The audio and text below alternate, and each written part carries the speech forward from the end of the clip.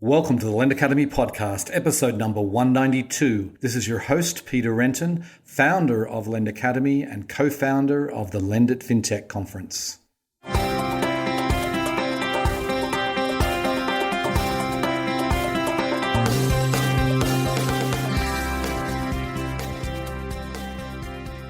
Today's episode is sponsored by Lend It Fintech USA 2019, the world's leading event in financial services innovation. It's going to be happening April 8th through 9th at Moscone West in San Francisco. We're going to be covering digital banking, blockchain, financial health, and of course, online lending, as well as other areas of fintech. There will be over 5,000 attendees, over 250 sponsors, and registration is now open. Just go to lendit.com to register.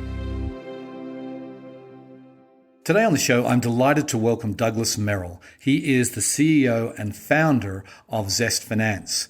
Now, ZestFinance have been around for a few years now, and in that time, they have really built a reputation as one of the world leaders when it comes to the development and deployment of AI tools in the credit and underwriting space. And their ZAML software, which we talk about, has really created some breakthroughs around explainable AI. We go into that in some depth. We talk about some of the implementations that they've done. We talk about the data that goes into some of these models, which makes it more predictive. And we also talk about Douglas's relationship with regulators and much more. It was a fascinating interview. I hope you enjoy the show.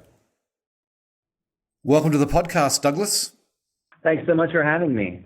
Okay, so I like to get these things started by giving the listeners a little bit of background about yourself. You have had an interesting career, so could you give us some of the highlights? Yeah, I think most people describe me as having a somewhat random career. I've got a PhD in Princeton. So Princeton gave me a PhD in AI a long time ago. Then I worked at a place called the RAND Corporation, which is a think tank in Santa Monica, California, where I did lots of fun work, but notably, it's on the beach, so you can walk out the back door and go onto the sand to go swimming. And I spent a lot of time that I should be in meetings out that door. I also That must spent have been a while fun. in Silicon Valley where it was great fun. It just maybe wasn't great for my productivity. Right. Ultimately, I ended up at Google, where I was chief information officer for several years. But probably my most random job in my background was I was the head of EMI Records, which was the fourth largest record company in the world when I was there. It has since gone bankrupt, but it went bankrupt well after I left. I want to make sure that's very clear. And after the EMI, I founded Zest. I have a fun career doing all kinds of interesting things with all kinds of smart and fun people. Okay. Well, then, so tell us a little bit about ZestFinance and maybe start with how you got the idea for the company.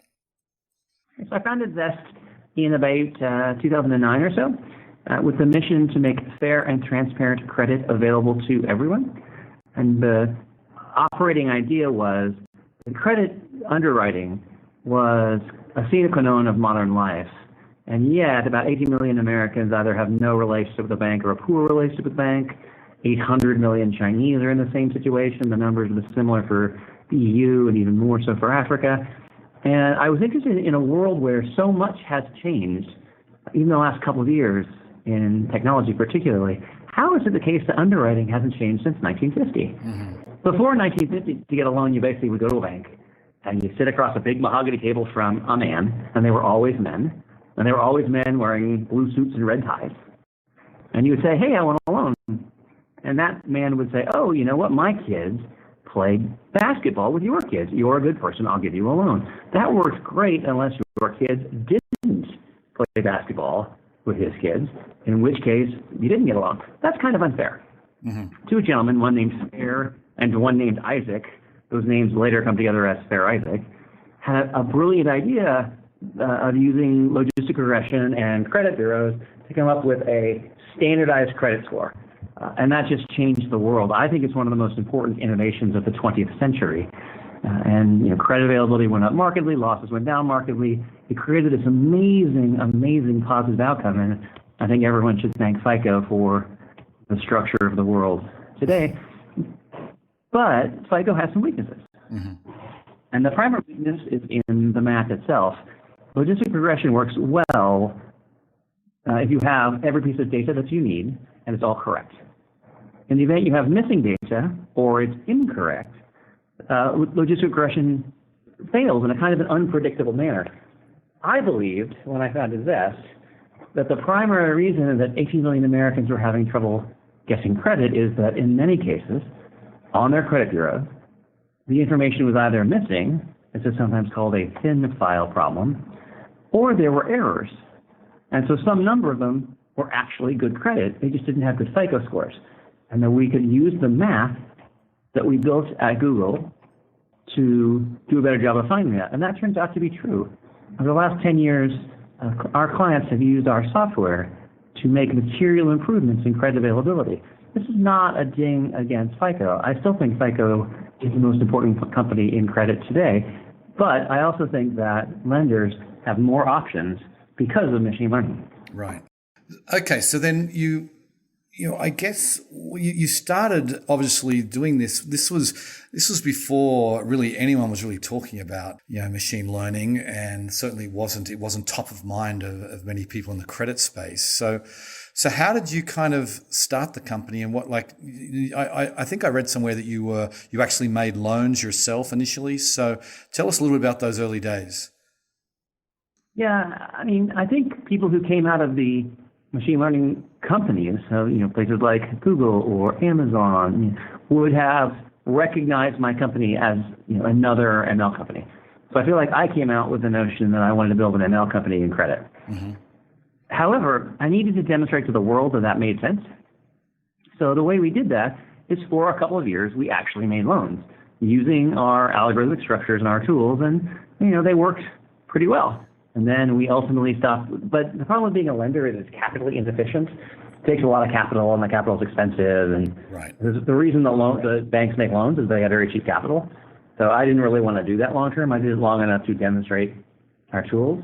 And then we ended up serving a couple of clients who themselves made loans, and we did that in a fairly bespoke manner for quite a while. And then we moved to a broader product, which was kind of the same across a broader market. And you can kind of see the trend there. As the financial world caught up with, I understand machine learning and I understand how these tools might work, we progressively got more and more towards the SaaS model that I actually wanted it to start when I founded Zest. Okay. So then I'm just still curious about those early days. I mean, how are you able to convince obviously other lenders that your solution was better than what they were currently doing? Ultimately, that's just math. So you give me a sample of loans that you've made, with whether it was a good loan or a bad loan, mm-hmm. and we'll build a model for that. And then you give us a set of loans and you don't flag them, so you don't tell me they're good or bad, and I just predict whether they're good and bad. And then you go count. Right. How many was the Zest model right with? How many was it wrong with? Ultimately, that's just math, and it's pretty well understood math. And in our tools, we do that computation automatically, and we do a whole bunch of economic parsing automatically, so you can say, if we had done this model, we would have saved $100 million in losses, or would have gained $40 million in approval rates. $40 million into our bottom line because of increased approval rate. Those things are just math. Right. And I think harder than that is getting people to sort of think through, wow, you're going to use 500 variables instead of 20? We all understand 20 variables. 500 variables, hey, that's a little scary. It just turns out to really help in those cases where you have thin files or you have erroneous data. Having more signals, more variables, helps reduce the impact of those incorrect things. Mm-hmm.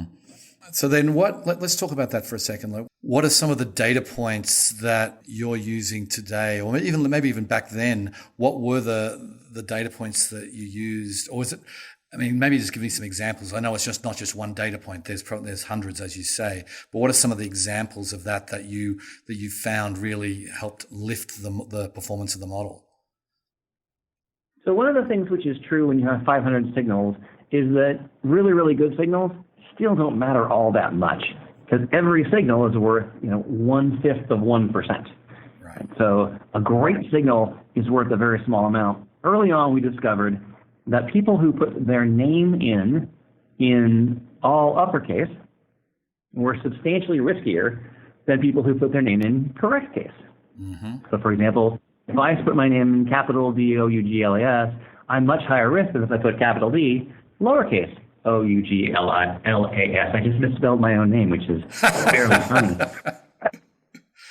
So that's interesting. I don't exactly know why that's true. I can make up a story that, maybe people who are putting their name in proper are better rule followers, but you're applying kind of post hoc reasoning to something that you don't know why it is. But that's a real signal in a real model. Similarly, one of our recent clients discovered that if you put in the company name that you work for, including the company type, so instead of putting in ZestFinance, you put in ZestFinance, Inc. period, you're higher risk. So being more correct in the company name increases your risk. Well, why is that? Well, you don't really know, but maybe that increases the likelihood that you're a bot, because no human includes INC period. Right. Yeah, that makes sense. And as you say, I mean, it's not like someone, obviously some many good people will actually put that in like that, but it's one of 500 signals. And if the other 499 signals or 498 signals are good, it won't make any difference, right? That's correct, because you end up adding them all up, right? So if that one's a little bit wrong, well, all right, the others are probably a little bit right, and ultimately it gets zeroed out in some sense. Mm-hmm. Okay, so then, one of the big things today that is talked about a lot when it comes to AI is this thing about explainability, and it's something that has, I know, made many banks and actually many lenders in general reticent to embrace this fully, because you've got to be able to provide a reason to the borrower why he was declined. So tell us a little bit about the advances that you guys have made in explainability. So first of all, it's a valid worry because the banks are required, based in the U.S., are required to give adverse action notice. So if they decline you, they have to tell you, here are the sort of top 5-ish reasons why we declined you. And it turns out that process is not ideal, but it's still required. And also, you're required to periodically demonstrate that you don't have a disparate impact problem, where you don't tend to give loans to men more than women, or any of the other protected classes. Doing those things requires understanding what's in your model. Mm-hmm. Understanding what's inside the logistic regression model is trivial. You just read the coefficients. Understanding what's inside a support vector machine or a massive gradient boosted machine, those are hard. So we really did need some big improvements in understanding how to describe what's in the model. And there have been, over the last few years, some improvements. For example, there's some really simple technique called permutation impact, where you just vary stuff and see what happens. Like when you vary one thing and it doesn't matter, it's probably not important.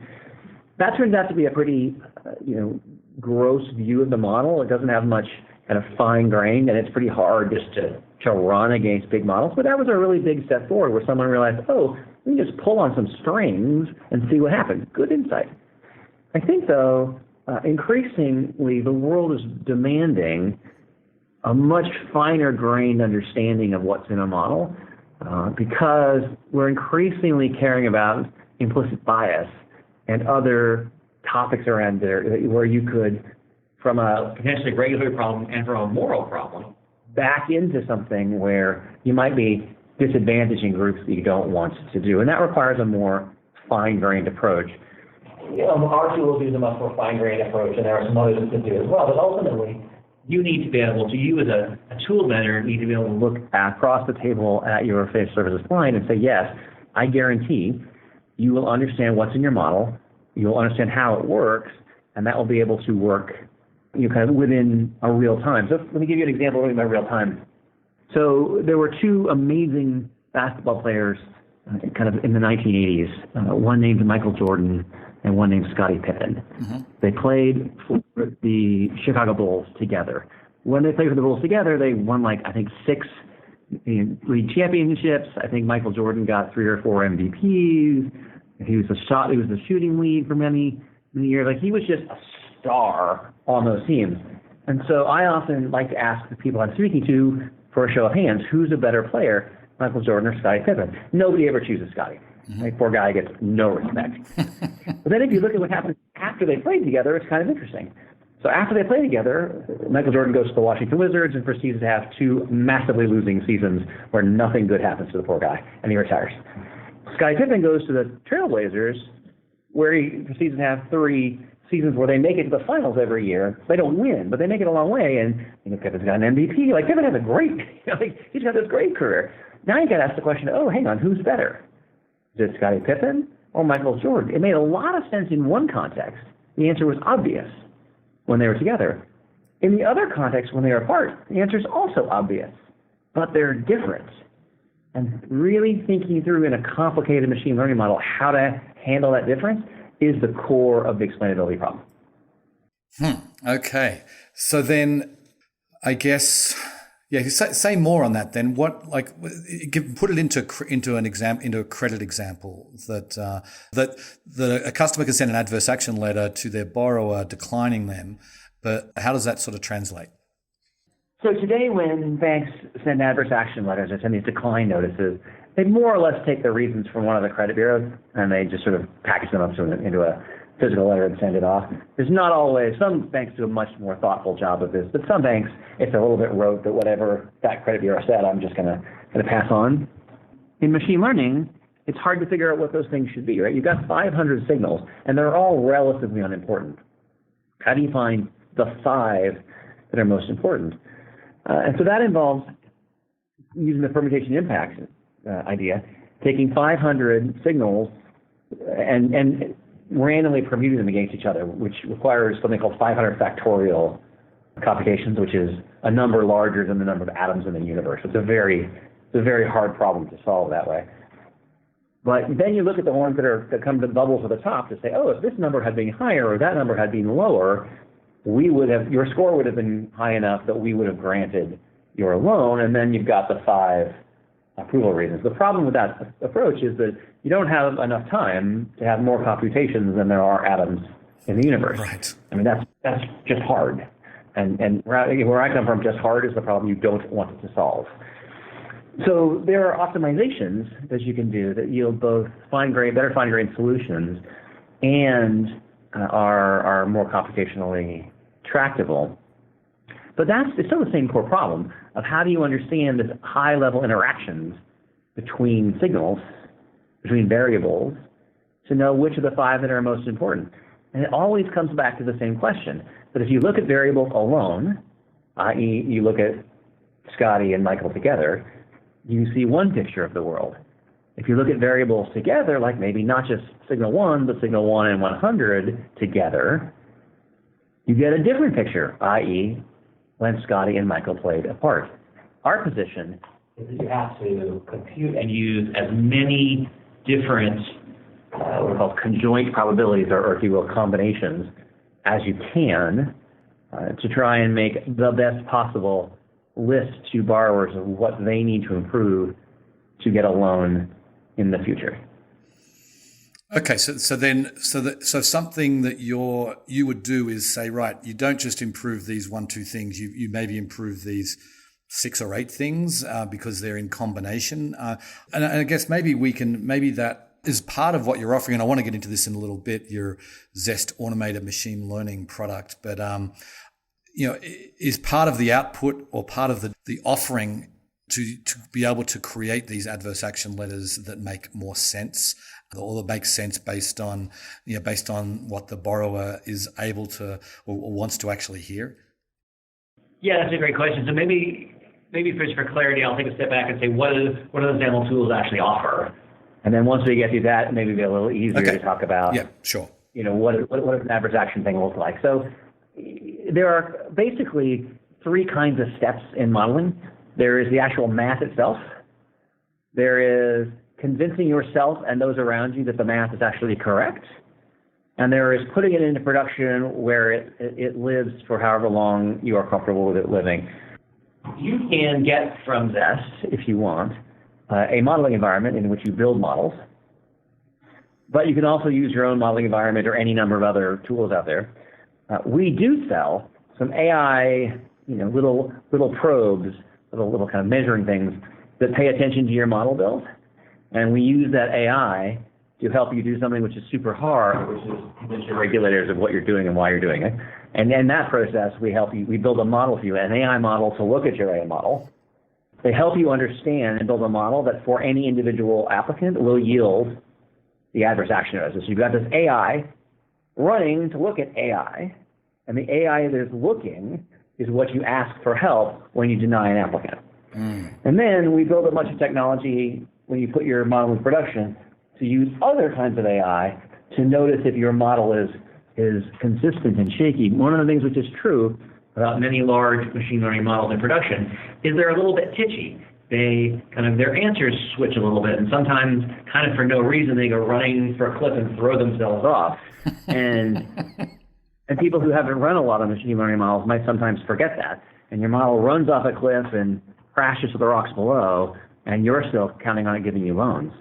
Our clients get a set of tools that maybe can't prevent the model from trying to throw itself off a cliff, but they tell you, hey, something bad is happening, stop making loans, before the model does so. And also allows you to track things like monthly economic impact and returns and a bunch of sort of useful stuff that the business folks use. So ultimately what we're trying to do is build ML-based tools that are invisible generally. They sort of happen in the background, but yield all this stuff that business and audit and regulators can use to run the business and not care anymore that the technology underneath has changed. Right. Got it. Okay, so let's talk a bit about business cases, and I would be it'd be great to hear maybe a couple of examples of I saw there was a big name that came out. I think it was just a few days ago with you guys in the Wall Street Journal, but. So just maybe take us through a couple of examples of implementations that you've done with names we'd recognize. Sure. So I think the Wall Street Journal a while ago outed Synchrony as a client of ours. So that's an old one from like 18 months ago, 24 months ago. And in that, they described a very large number, on the order of several tens of millions of savings. And so that's like a name you'd recognize. And it's the same process, right? The model was really good. Their modelers were amazingly good. And then kind of this monitoring stuff that we did. The announcement that you're referring to 2 days ago was with Discover. Obviously, again, an amazingly talented organization. We're super proud to be their partner. And they're using our tools to basically, their goal was to get a handle on increasing losses. And our tools have helped them get a handle on that and also help them interact with their regulators on that point. And they're in production or moving to production to do the same thing around, like, is my model okay? Is it healthy, et cetera? So you get this case where they're obviously quite talented modelers. The business case they were focused on was, hang on, we're seeing a little bit erratic increases in losses. Certainly not disastrous, but not the trend you like. So they built models in our tools. We helped them build the regulatory and audit documents for those models. And when I say we, I say like this AI, which was monitoring their model build, built these things for audit and regulatory. And then the model is in production with our other AI kind of bounding it to keep it away from the cliff and the rocks below. Okay, so when you're going into these companies, does someone like Discover, they already have like AI models in place, or is they just sort of using, I imagine there's still plenty of financial institutions using sort of more of a linear regression type models even today, I would suspect. But so what is the process like when you go in? And I presume you can work with someone who's got a very advanced model and someone who's got a very rudimentary model. Is that correct? That's true. And lots of financial institutions still use a linear regression or a logistic regression. Some actually just use a score from a credit bureau. So that's sort of like the minimalist approach. Mm-hmm. We find that across the spectrum, from there all the way up to financial institutions that are actually working on machine learning themselves, that the tools that we provide add a lot of the value. We're just describing them in a different way.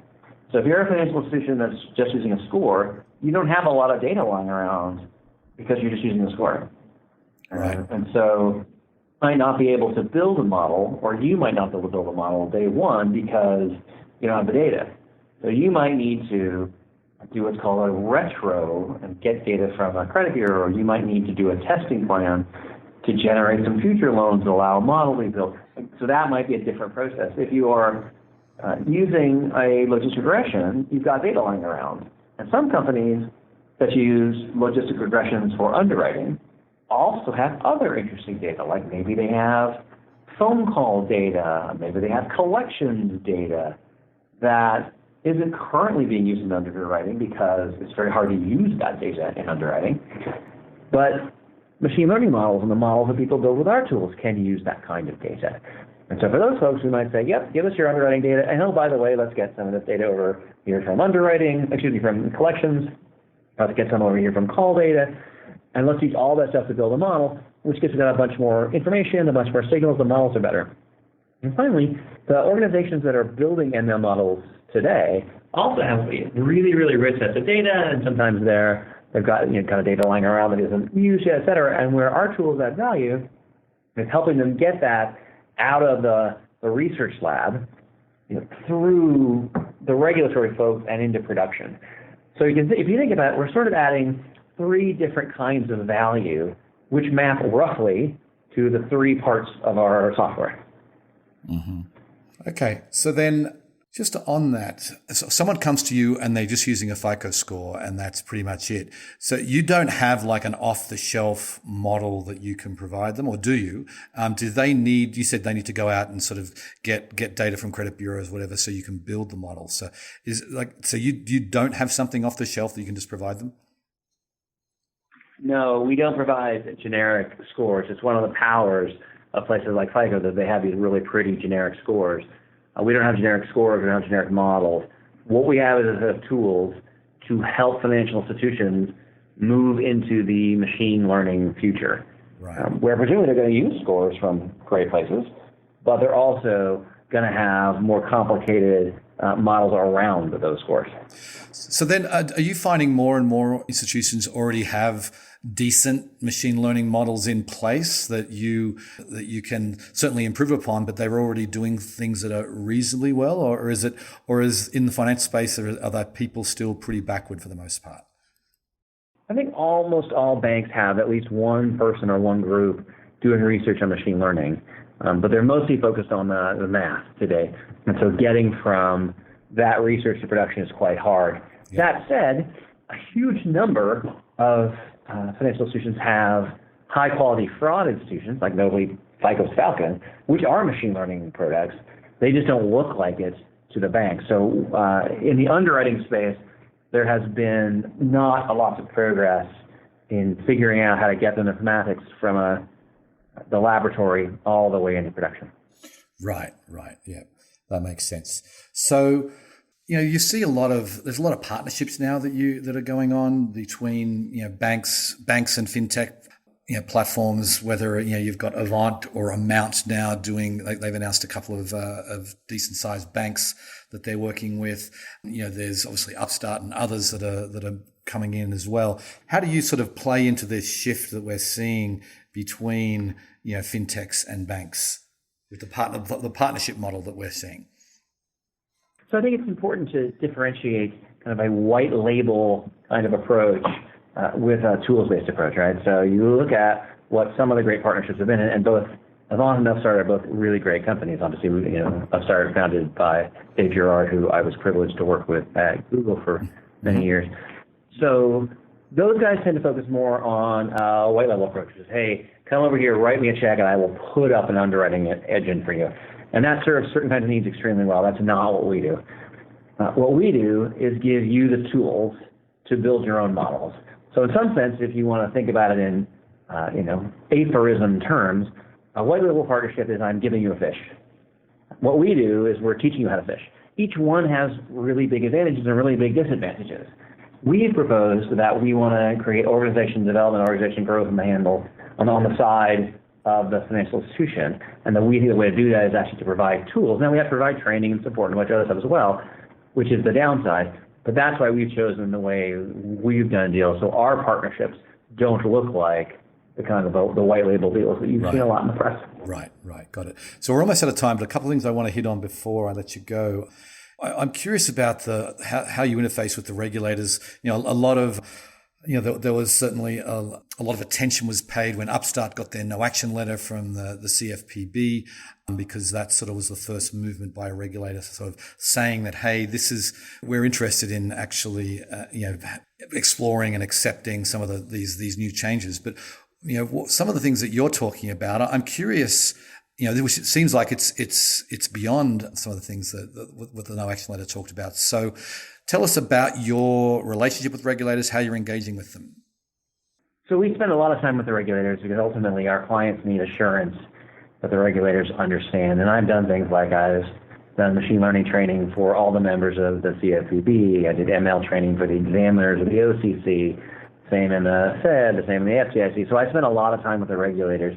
And in fact, we drafted a set of addenda to the FAQ used by the examiners of all three of the major bureaus to sort of make it a little bit more possible for them to ask the right questions about machine learning and get the right answers. And the short answer is everybody believes that ML is the future, and everyone we've talked to believes that ML could be the present, that they don't view themselves as blocking. And now there's some things that we have to work through, and et cetera. My perspective is that people who say that the regulators are inherently blocking and they're really retrograde actually aren't spending any time talking to them. There are amazing folks who are working in the regulatory agencies because they believe serving the U.S. government is an honor and that protecting consumers is an important moral duty. These folks are not trying to take us back to the 70s. They're hoping to prevent 2008 again. Mm-hmm. So my experience has been actually quite positive and quite frequent. I'm in D.C. a lot. Right. Okay. So last question then. I'm really curious about where you think this is going. Obviously things have changed a lot in the last 5 years, and I think in the next 5 years, I imagine it's going to change even faster. So take us through how good can these models get? Where will Zest be, and sort of your abilities be in 5 years' time? Well, 5 years to a startup is an infinite window, so it's quite hard to predict 5 years in advance. I think it is hugely indicative that Discover went out with their press release saying, hey, we're partnering with Zest. Mm-hmm. It says that the classic big monster dominant quality institutions are starting to pay attention, and I expect there shall be more of those, and for various reasons I suspect there shall be more of those. So I think the next thing that happens is how does mass adoption happen? Mass adoption for scores took about 20 years. I don't think it's going to take that long for machine learning because the process of actually adding the systems and the skills is easier now than it was then. So some amount farther. My hope just is that in 5 years I have a pool table at my office that works. So that's my big goal. Okay. Well, on that note, we'll leave it there, Douglas. I really appreciate you coming on the show today. Hey, thanks so much for having me. Okay. See ya.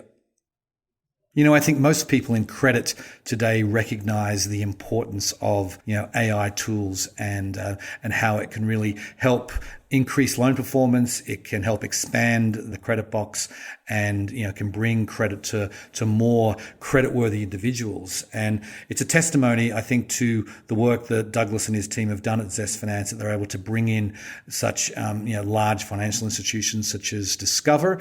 And, a quick plug, if I may, we have the CEO of Discover and Douglas on stage at Fintech USA in a couple of weeks. If you're listening to this after April 9th, you'll be able to watch the video on our website, but it's going to be one of our featured keynotes of the entire event. But regardless, I think more and more of these large financial institutions are going to be deploying these sophisticated AI tools. And I think that will be a great thing as we continue to expand access to credit to the underserved. Anyway, on that note, I will sign off. I very much appreciate you listening, and I'll catch you next time. Bye. Today's episode was sponsored by Fintech USA 2019, the world's leading event in financial services innovation. It's happening April 8th through 9th at Moscone West in San Francisco. It's going to be the largest fintech event held in the Bay Area in 2019. We'll be covering online lending, blockchain, digital banking, and much more. You can find out all about it and register at lendit.com.